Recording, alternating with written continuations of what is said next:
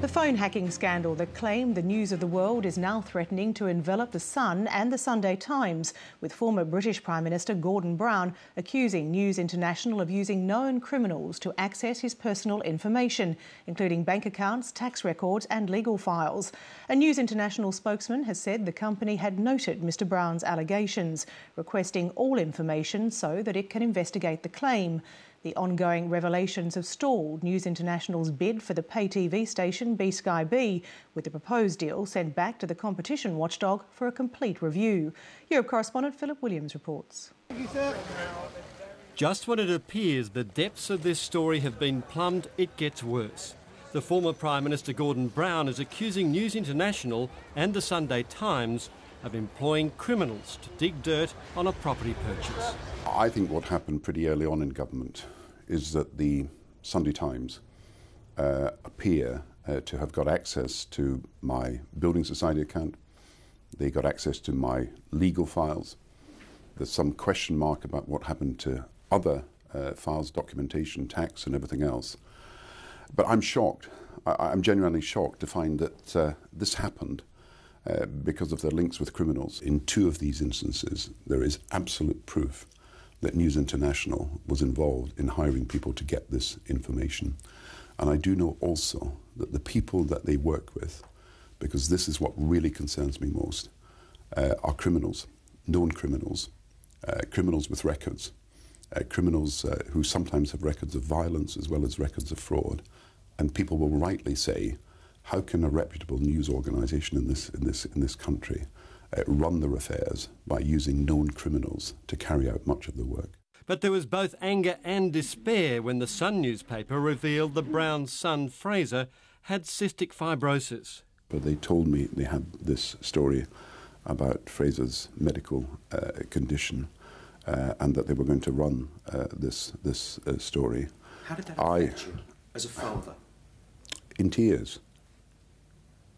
Your son is now going to be broadcast across the media. Sarah and I are incredibly upset about it. We're thinking about his long-term future. We're thinking about our family. But there's nothing that you can do about it. You're in public life and this story appears. You don't know how it's appeared. I've not questioned how it appeared. I've not made any allegations about how it appeared. I've not made any claims about it appeared. But the fact is, it did appear. And it did appear in the Sun newspaper. What Gordon Brown is talking about looks like yet another example of an appalling invasion of privacy and the hacking of personal data. And my heart goes out to Gordon and Sarah Brown, because to have your children's privacy invaded in that way, and I know this myself, particularly when your child isn't well, is completely unacceptable and heartbreaking for the family concerned. News International has denied any wrongdoing, saying the information was legally obtained. But it follows other reports of News International papers involved in hacking, not just of phones, but bank accounts, medical and property records. It all appears to be spiralling out of control. It's been extraordinary to me to see their constant confusion between strategy and tactics. The strategy, surely, his strategy's big objective is to get B-Sky B. The strategy should have been, from the word go, him, not the police, not the politicians, him. Get to the bottom of this, find out what's gone on, deal with everybody who's involved and make sure that they are then dealt with by the police. As then Prime Minister Tony Blair's communications chief, Alistair Campbell was not surprised to hear his name was also on the possible hacking list. I've been shown the papers that relate to me from Operation Wheating, and it's certainly clear that my name is in there. The extent to which... You see, the problem with this police investigation, all they've got is this guy Glenn Mulcair's notes. So certainly I've been shown papers that suggest that I was one of his targets.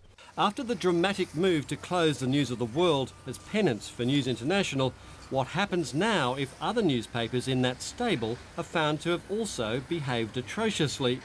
Is it possible the same fate could befall those other publications, leaving just the Times, for the moment at least, unsullied? The News Corp B-Sky B takeover bid is effectively on hold, referred to the competition regulator. That gives all parties about 6 months breathing space.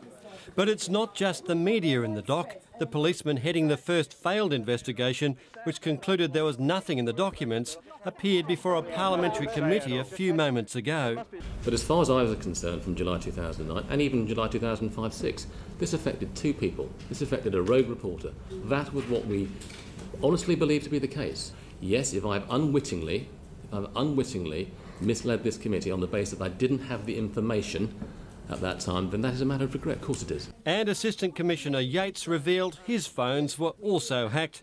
By the end of this sorry affair, it may be easier to count the ones who weren't. Philip Williams, Late Line.